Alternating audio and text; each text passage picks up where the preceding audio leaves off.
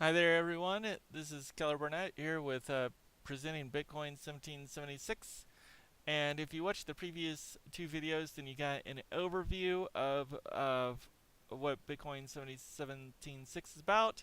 And you also have gotten to explore the economics of Bitcoin 1776.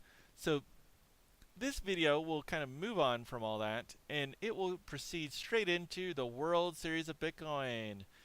This is what I'm most excited about because it's obviously it's one of the more unique aspects to the coin. There are unique things, but the other unique items were simple to create, and this was difficult, challenging, time-consuming, and thoughtful. So let's go into the summary, which can be found on page 6 of the white paper. And I'm going to read this. Uh, World Series of Bitcoin Summary. The contest is a global event in which players are selected from an open crowd of participants, or by way of tributaries. Participants gather into teams of 8 and choose a name. Play goes around a table in a circle, each player bringing up topics of conversation around morals, politics, or sciences. After 40 minutes, 5 minutes per player taking lead, 3 numbers are drawn. From these 3 corresponding players, one is elected as representative by majority vote, or by lot in case of a tie. 3 different numbers are drawn and another representative elected in a similar fashion. These 2 representatives go on to represent this table in upper contest. As noted, 2 participants of 8 are forcibly excluded from election each round. Payout at this stage is individual. All right, I'm going to stop here because this is so much information. Okay, so let's go through here. So 5 minutes each person taking the lead. That's understandable. 5 times 8 equals 40 minutes. 3 numbers. Uh, so let's say the players are sitting in a table numbered 1 through 8, and then if you say, okay, now 3 numbers are drawn at random, or dice are rolled or whatever. So players who are sitting at seats 1, 2, and 3 between those are the only people who are allowed to run for election, players at 1, 2, and 3. Between those, now you have to pick which one you like the best and vote and elect this person. And this person would go on to represent the table. And then 3 more numbers are drawn. Um, and let's just say, for talking purposes, these are seats 4, 7, and 8. But 1, 2, and 3 would be excluded completely.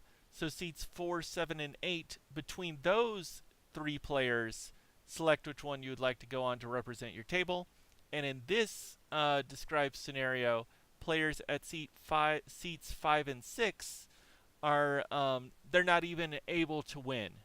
They're not even able to compete to become a representative of the table. So to put it a little bit more simply, um, you have 3 numbers drawn and it's going to repeat twice. So 3 plus 3 is 6, and there's 8 players. So obviously 2 of the 8 will not even have their number drawn, and they will not be able to proceed. So why do you do this? Um, this concept is actually very complex in its nature, but the main the main thrust of it, and this was done, I believe, in Athenian systems. It might have been done in I'm not sure if it was done in Spartan systems, but the Greeks were actually very big on this. And then Jefferson, in particular, I remember, and this is long ago. I haven't read it recently, but I remember reading about how Jefferson was discussing the 50-member Congress, which is what they had at the time.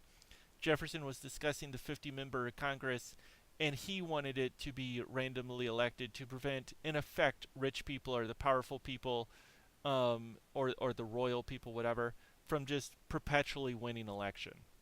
So, if I was to reference this in terms of blockchain technology, um, um, Nick Szabo, who created Bitcoin Gold, and contributed a substantial amount of um, cataloged contributions which have gone on to influence cryptography and educate people on cryptography and the thought processes.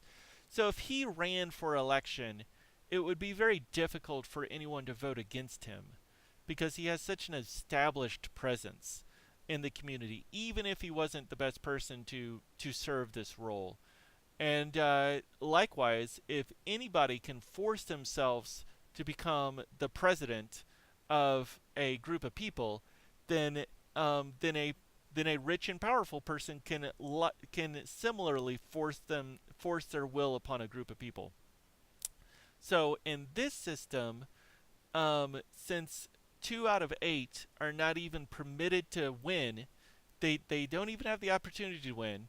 As the contest progresses and as this happens time and time again, it becomes very difficult for any one individual to guarantee themselves a spot at the top.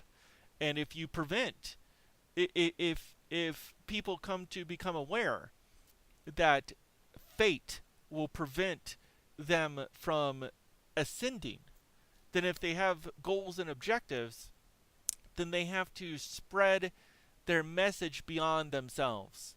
And they have to, let's just say it was a conspiracy or a secret society seeking to dominate a large mass group of people, they would have to include more and more people into this secret society to negatively influence the masses. Whereas the masses are naturally encouraged to protect each other. This is just how natural people think. They don't think in terms of trying to destroy everything that was built for them. But it can be profitable for small groups of people to do this. And then if you make it so that this originally small group of people must get bigger and bigger and bigger, then it reduces their strength because they have to share their secrets with more and more people, and they just run the risk of becoming more and more obvious. So with U.S. political systems, even though technically anyone can run to be president who's over 35 years old, technically anyone can, but it's often it's often stated that really only a Democrat and a Republican can run to be president. And then really, so once you get into the two-party system, and now there's only 10 Republican choices, and there's like 4 or 5, 7 maybe, like let's just say 10 Republican choices, 10 Democrat choices, and these are your only real two options. And then there's one person who's like for example, with the Democratic side of things, everyone predicted that, or most people predicted that Hillary would go on to take Hillary Clinton in oh gosh, 2016, would go on to take the nomination. And a lot of people felt that the election was a bit of a farce, and that as she was previously a first lady of the White House, and she was also Secretary of State, I believe, and some other things. A lot of people felt that um, nominating her was kind of predestined, or kind of forced upon the people, and in particular one of her competitors, Bernie Sanders. This caused a lot of uproar in their community. And then with the Republican side, that was a little bit more chaotic. But Trump, who was a billionaire, went on to win the Republican nomination. And depending on how you view that, some people might feel that Trump used his previous notoriety as being a host of The Apprentice and his fame in the WWE wrestling fame, or I think is WWE, his wrestling fame, to gain popular support and win the election. Some of that's a little bit of a joke. And his skyscrapers that are named, Trump Towers. So his name's just his family is a very rich history, and I mean that in more ways than one. But um, financially and contributions to the U.S. So I don't want to disparage him. But regardless, to say that a commoner can fairly compete against either Hillary or Donald Trump, um, a lot of people would not accept that because these two people had such a strong initial thrust. So in this system, by forcibly excluding two people each round at random, this prevents like one or two single individuals from forcing themselves all the way through. Um, if you kind of teamed up with, like, let's say 50 individuals, then you could sort of guarantee maybe that one or two or three or four of your people make it to the end. But then you got to spread it. You got to spread your options to 50 people. Okay, so now let's move on to the second part of this. During the following rounds, a similar moving on from I think it might be understood, it might not be, but so before I go on to the next part, so 8 people are in your initial group, 2 representatives nominated. So if you have 4 groups of 8, 32 people, then they elect 2 each, or 8 people total, and this forms a new group of 8. And then if you want to do that another time, then that would require 4 sets of 32 people who would elect 8 people each, which would create a set of 32, and then they would elect a group of 8 at the top there. So that's the way that this expands, is a ratio of 4, just so you know. So if you want 8 Franklins, they're not called presidents, but if you want 8 Franklins at the top, and you want to have 2 rounds, then you need 32 people. And if you want to have 3 rounds, then you need to multiply that by 4. And I think that would be 100. Oh gosh, 136. I might add that off. But moving on. Okay, so let me just go into this paragraph here. During the following rounds, a similar process is repeated. Representatives of the same table are not permitted to sit together. This time, winning representatives' payout goes to their entire initial table, including themselves in equal parts. This process is repeated in the following round. Winning representatives' payout goes to their entire mid-level table at a higher rate, and then their entire initial table in equal amounts as before. Lastly, 8 representatives are chosen from 4 tables comprised of 16 mid-tables, 64 mid-tables, and 256 or more initial ones, named as followed. Okay, so let me just talk about that. So payouts go in equal amounts. So in a typical contest that people are familiar with, the winner takes all. This is how sports is often done. The best athlete is paid more than his teammates, and then whichever team wins gets all the prizes, as much as there is a prize. In this system, a team can never win. Only 2 people of a team can ever have the possibility of moving on and moving up. But also, as you move up, if you move up twice, once you move up twice, the first time you get paid just for your own self for being elected. So that's an individual reward.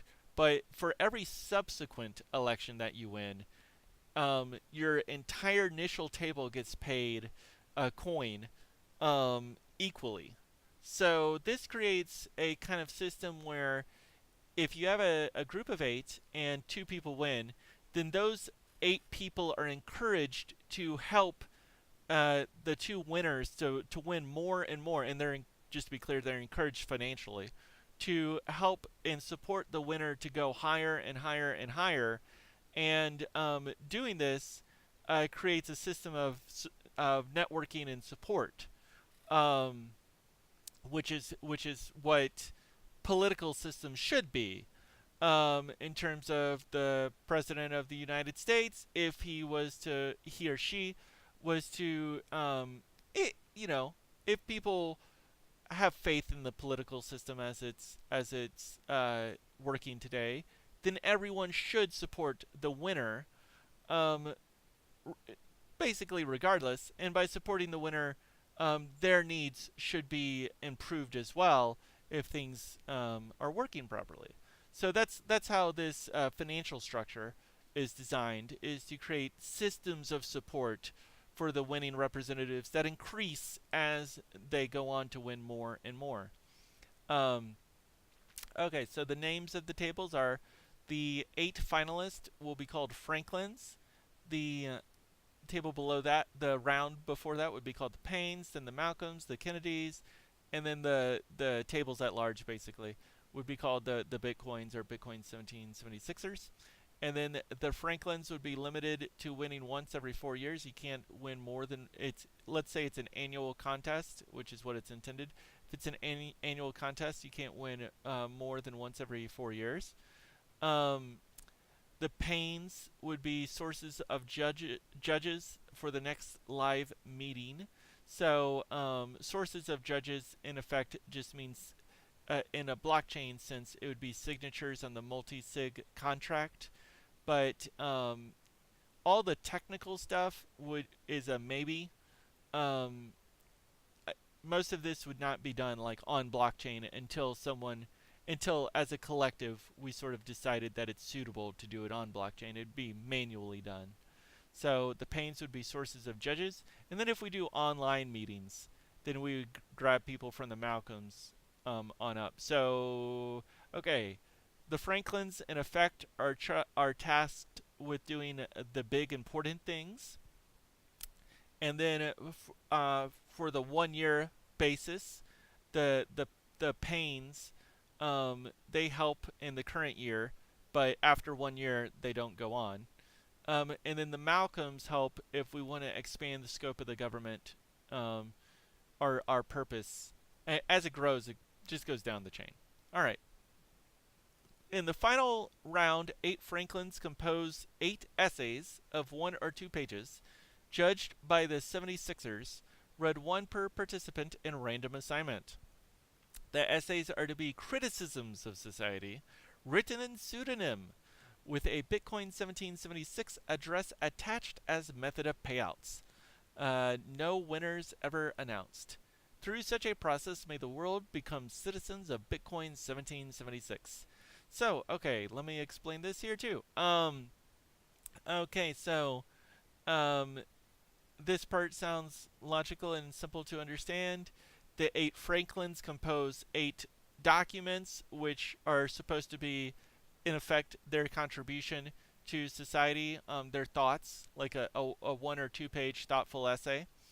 Um, and then these essays will be distributed to these initial tables, and each person will just take an essay and read it.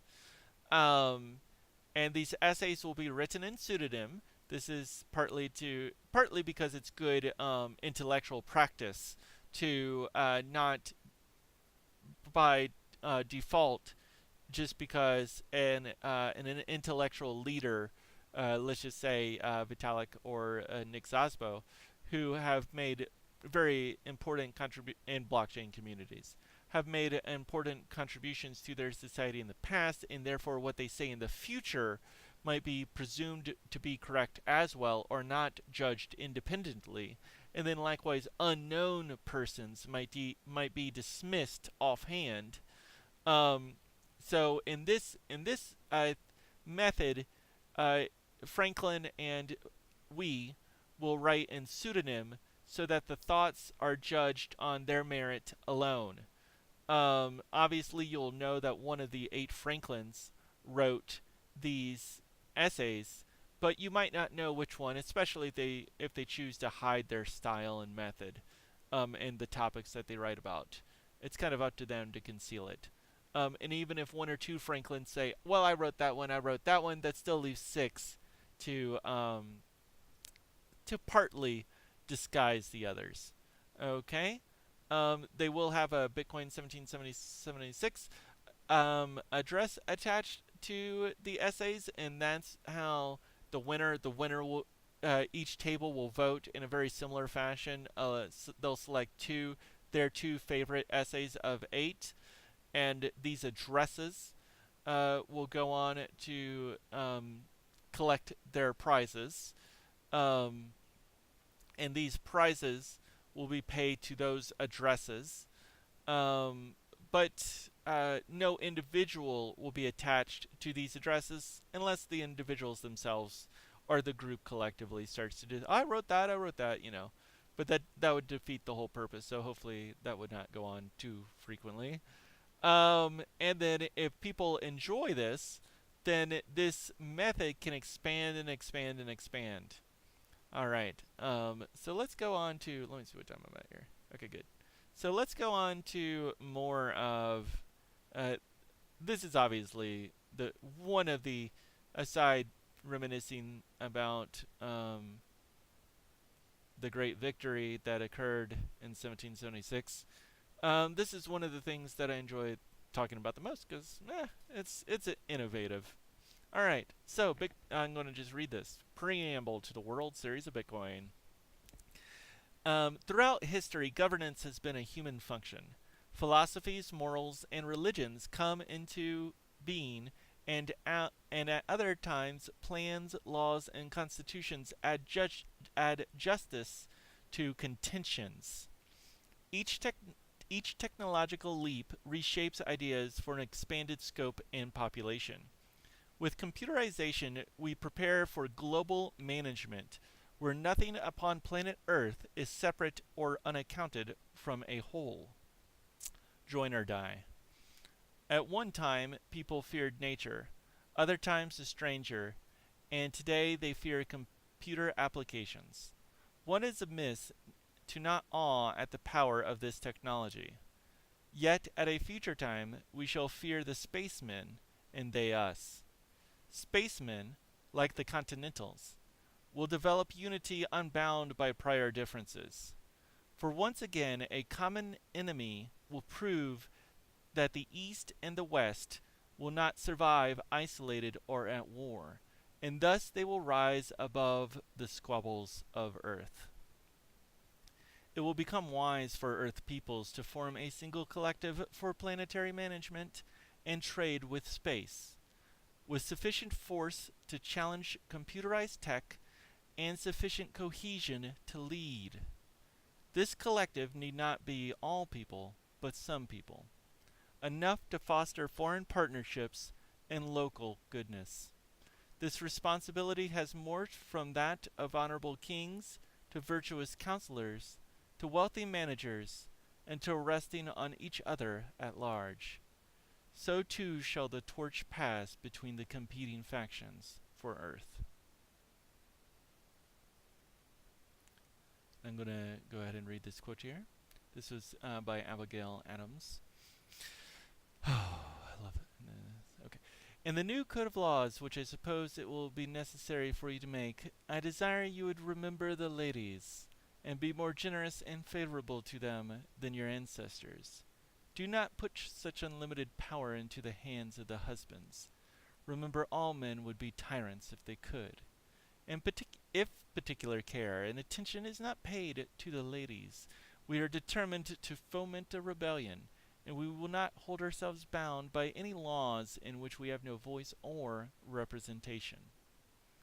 Abigail Adams, 1776. Okay, I'm going to move on into the World Series of Bitcoin.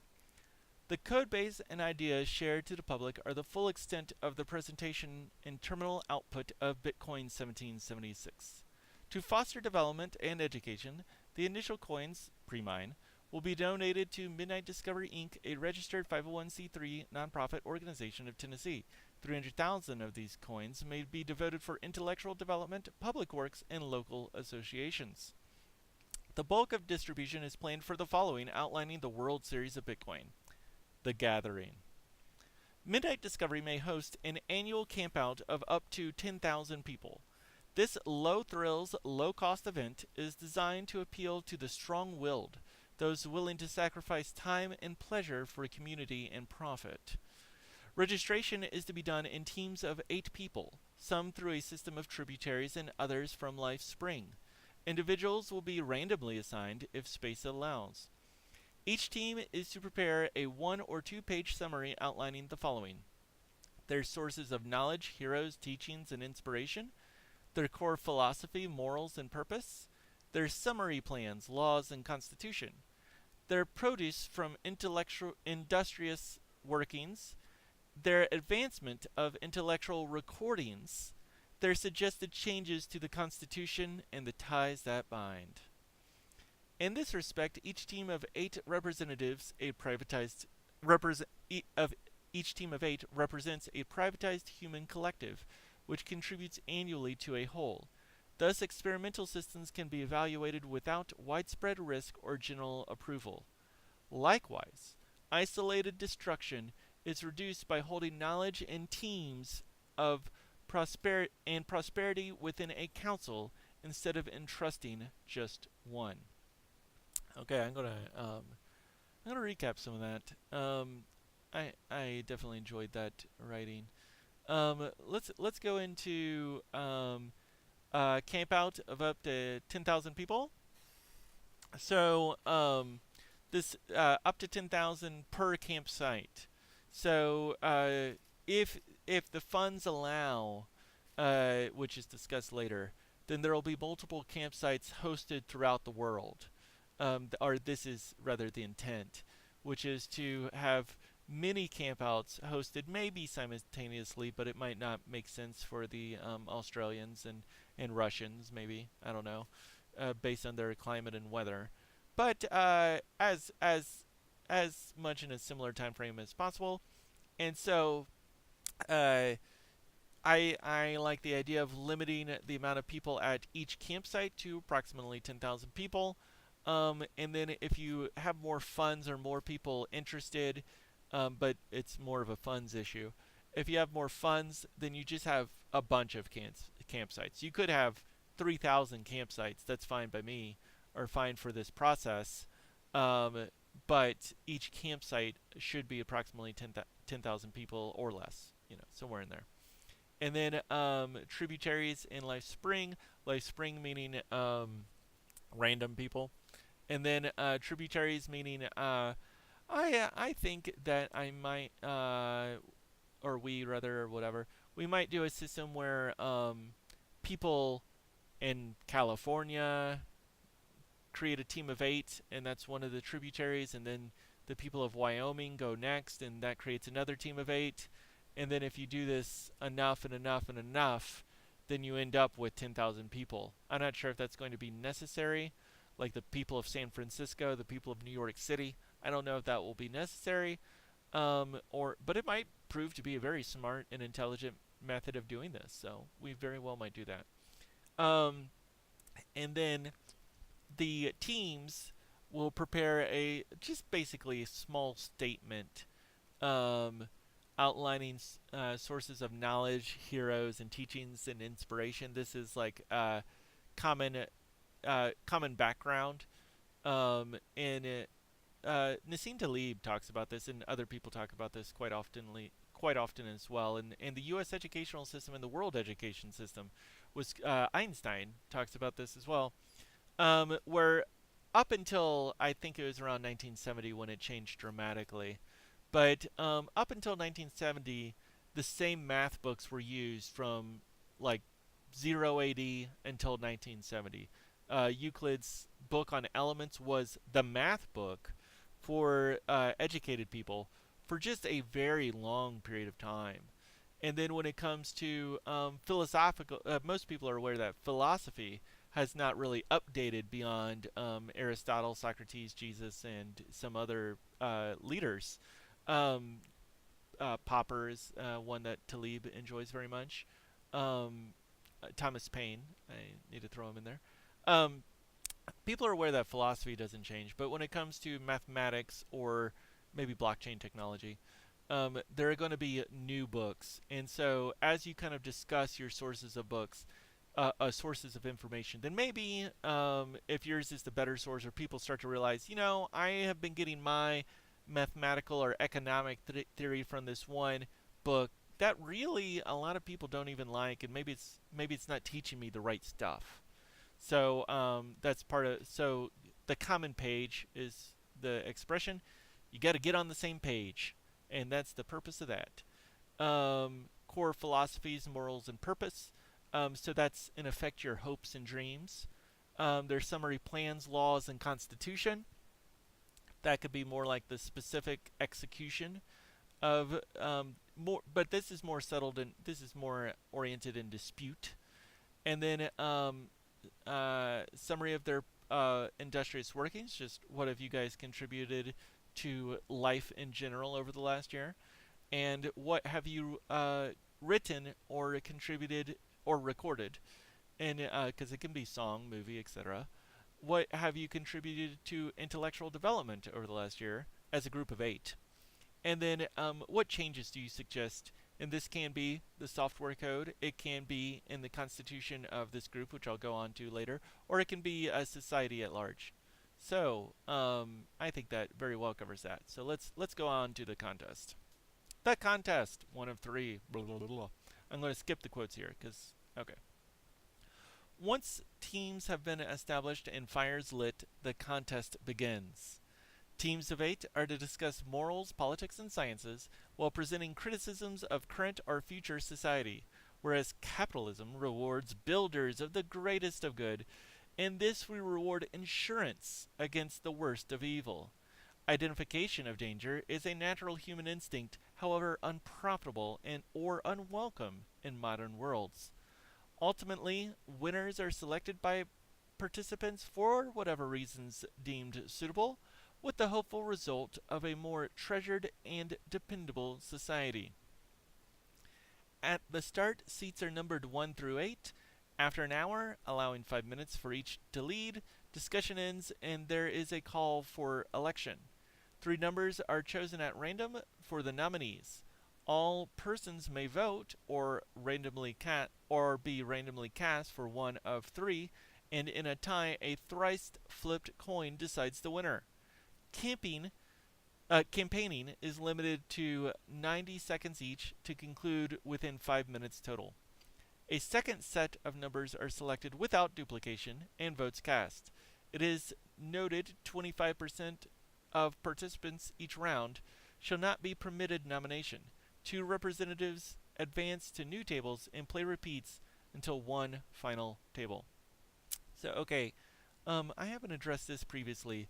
Regarding criticisms of society, this is really going to be the focus of, or what I would prefer the focus to be of the discussion.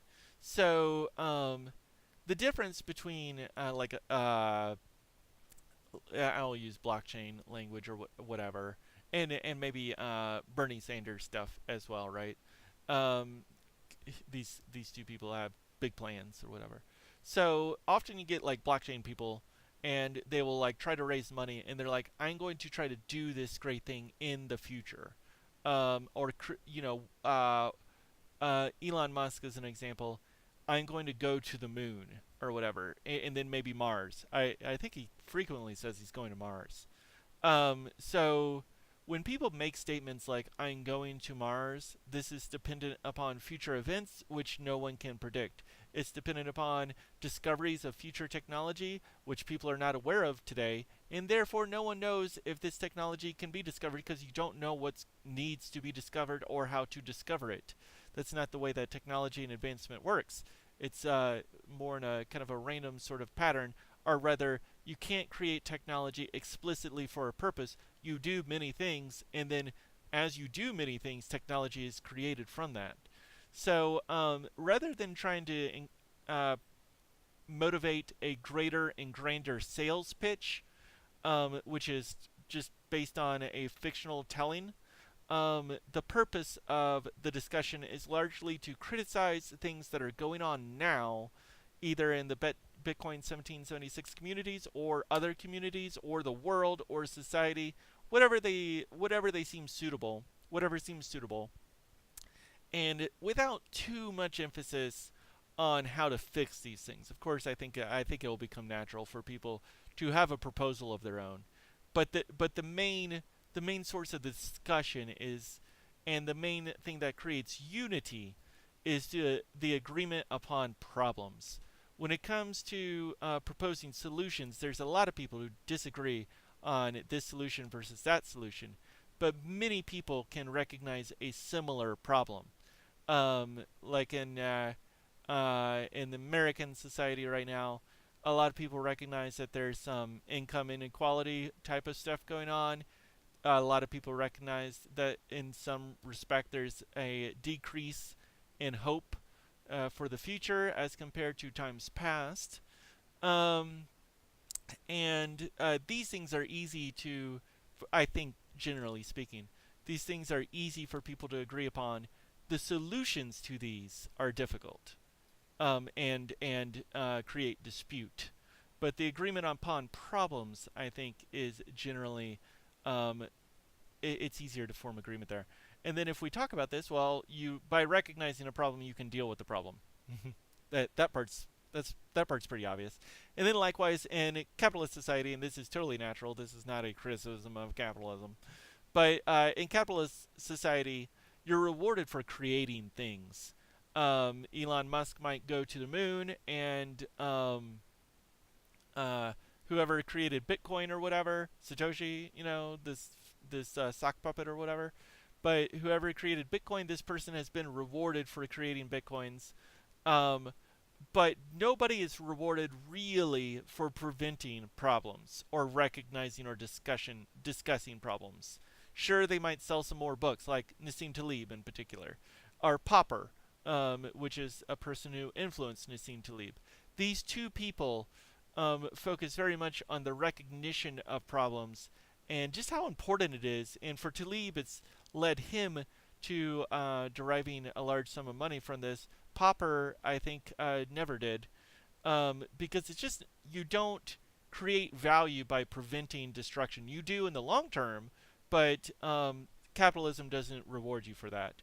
Politics can, however, and so that is what the focus of these talks. In part of the purpose is to create insurance against the worst of evil. Okay, contest moving on.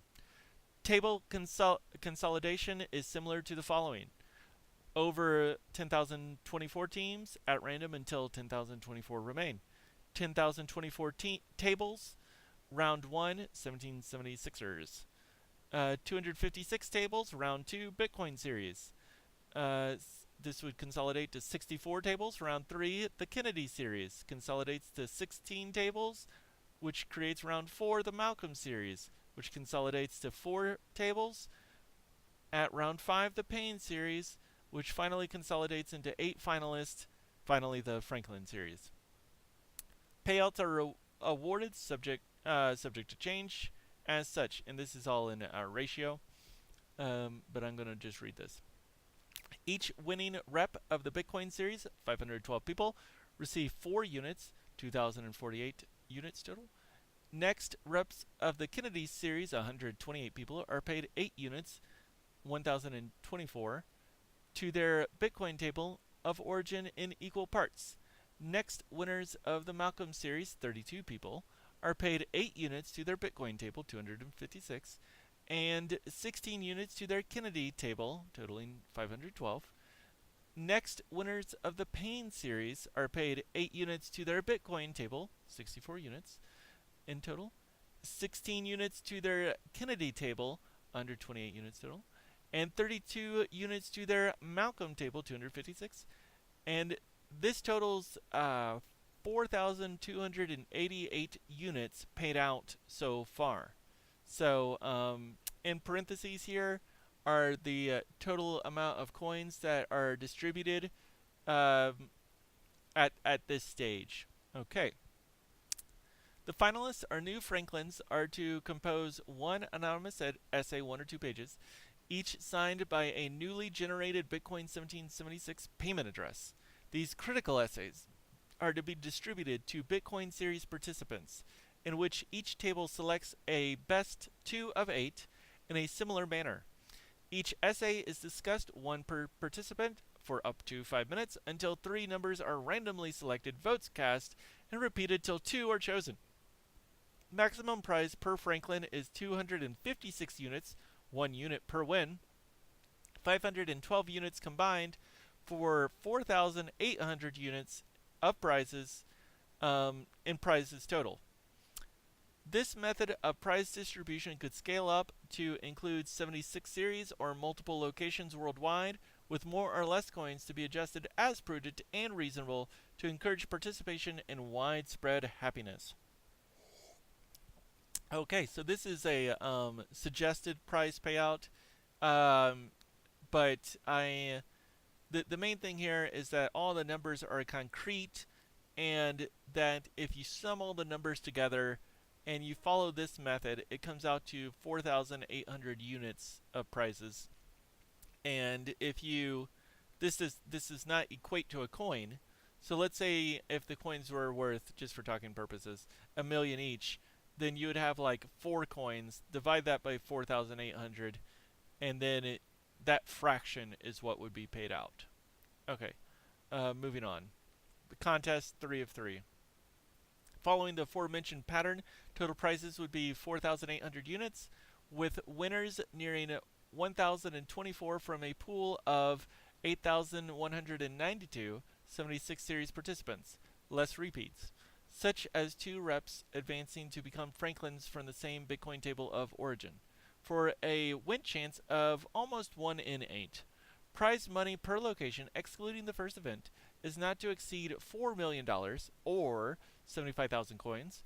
Excess prize money will cause 4 new locations to be selected far away, evenly splitting the pool, and will be held in simultaneous exhibition as reasonably possible. The first contest will likely occur in Tennessee for its accessibility and natural splendor. If the contest is split into 4 locations, one may suggest Tennessee, Mexico, France, and Korea. If split again between 16 locations, we would seek having 95% of people within 1,000 miles. The contest will take place sometime between the flowering and harvest moons, June through September, or an otherwise inviting time to live and thrive upon planet Earth.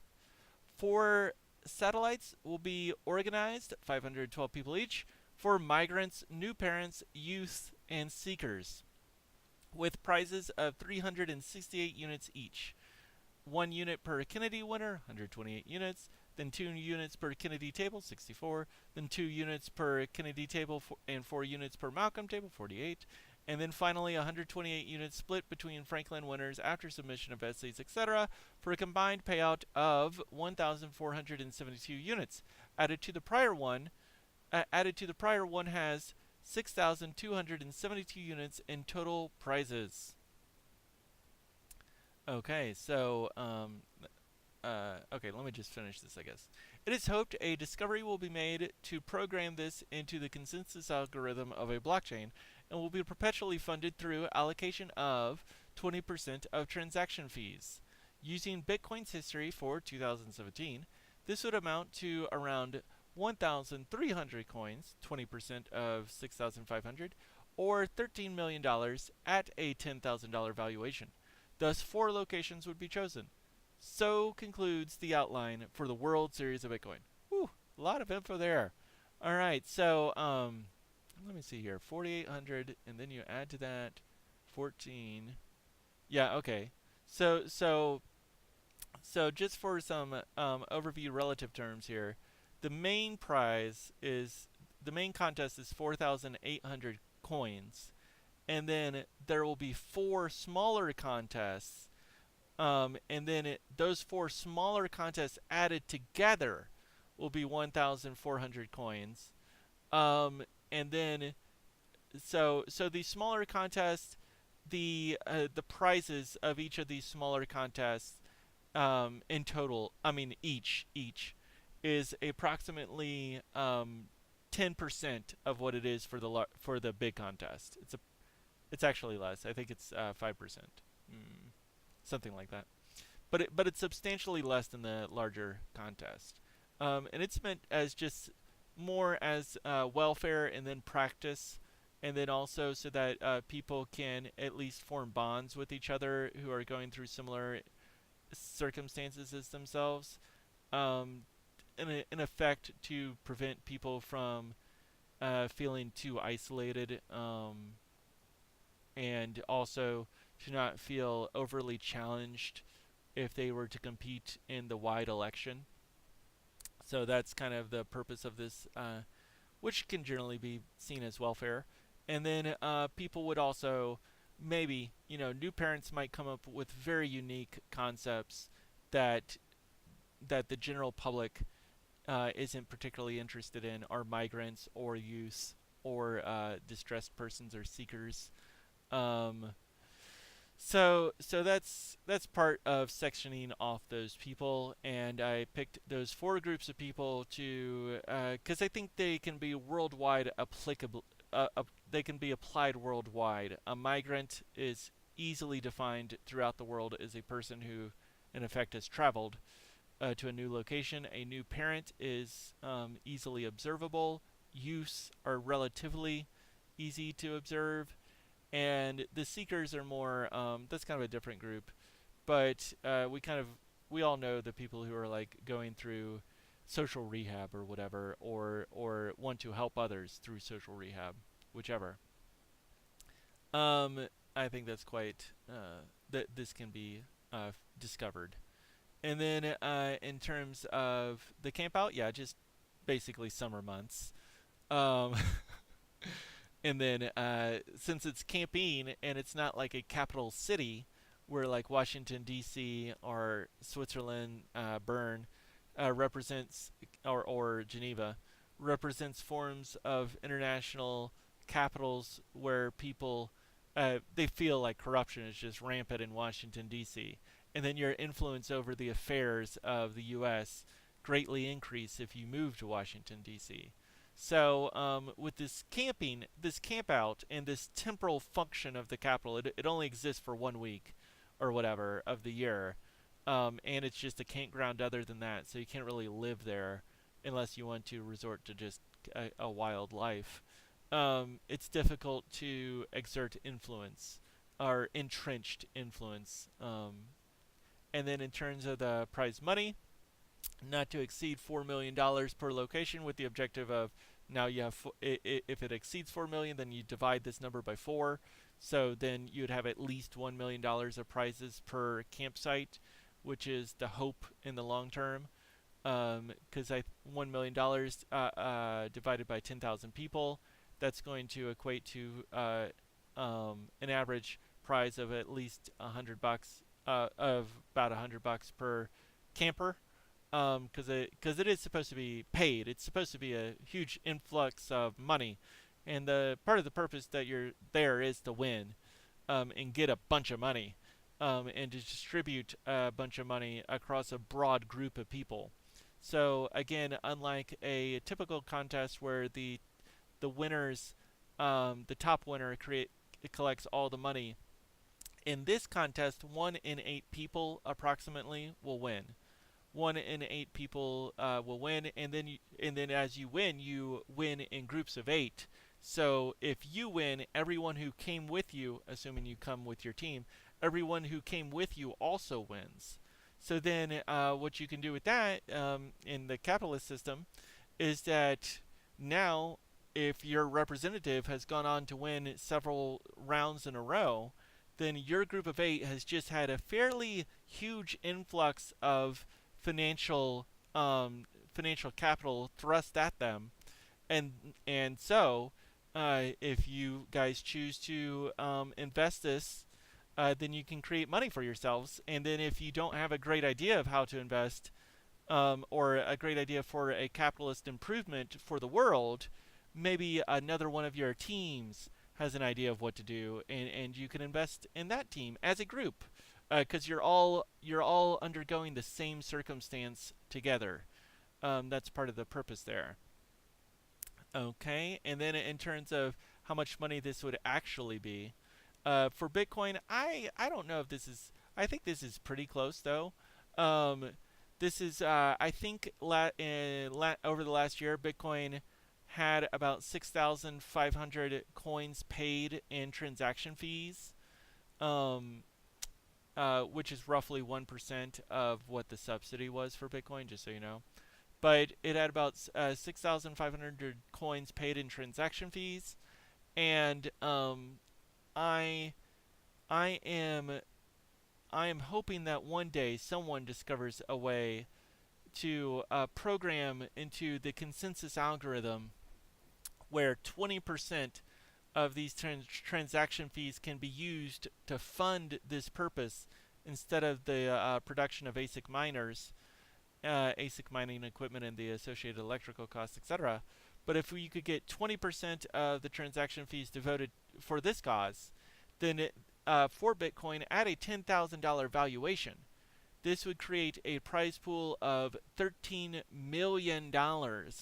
So I think you can just kind of imagine how different the world would view Bitcoin if they knew that there was a prize pool that was in effect open to the public, largely, to compete in for $13 million, and it was, establishing a global political system. I think the public would enjoy that very much. And then naturally, as this would create 4 contests, so let's just say Tennessee, Mexico, France, and Korea. So that's 4 very diverse sets of people, and it would be 40,000 people competing and discussing for this money. And the price pool in this situation per location would be over $3 million per location. So that would just be awesome. And that's the hope that someone will innovate a method to do that. But it is beyond the scope of this project because that's where you get into predicting the future and, discoveries that are outside predictability and control. So I am going to cut it there for the electing purpose because 1, it's just a long video. And 2, I'll just go on to talk about some other things in future videos. Thank you very much for watching, and I hope you enjoyed learning about the World Series of Bitcoin. Bye-bye.